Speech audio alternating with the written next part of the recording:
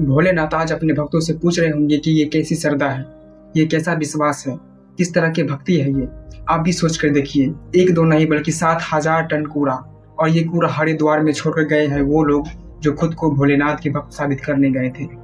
ये प्रश्न किसी की भक्ति पर नहीं है, ये प्रश्न किसी की आस्था पर भी नहीं है। यह प्रश्न है कि जिम्मेदारी किसकी है। इस बात में कोई संदेह नहीं है कि आप मन में बहुत बड़ा आस्था लेकर गए होंगे, पर 7,000 टन कूड़ा फैलाने की जिम्मेदारी भी आपकी थी। करीब 4.5 करोड़ भक्त पहुंचे थे हरिद्वार गंगा जी से जल भरने।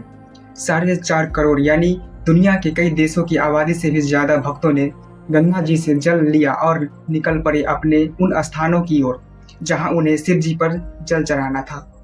भक्त तो चले गए लेकिन अपने पीछे छोड़ गए कूड़ों का एक बहुत बड़ा पहाड़।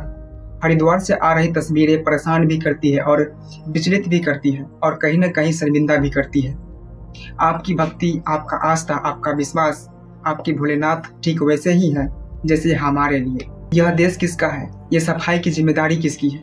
क्या भोलेनाथ आपकी इस भक्ति से खुश होंगे?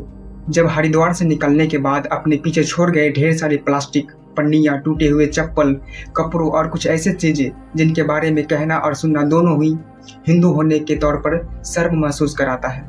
जो कमरे महिलाओं के कपड़े बदलने के लिए बनाए गए थे, उन कमरों में बोतलों में यूरिन भरकर छोड़ गए हैं। इतनी घिनौनी बात जिसे बोलने में भी शर्म आती है। आपकी भक्ति, आपकी आस्था पर किसी का कोई संदेह नहीं है। हरिद्वार से आपने जल लिया, आपका अधिकार है। अब बहुत सारे कट्टर हिंदू को ये बात बुरी लग सकती है। आपको ये लग सकता है कि मैं कांवड़ियों के पक्ष में क्यों नहीं बात कर रहा हूँ, लेकिन आपको यह समझना होगा कि अगर आपका आस्था है, आपका विश्वास है, कांवड़ यात्रा आपकी है, तो ये देश भी आपका है।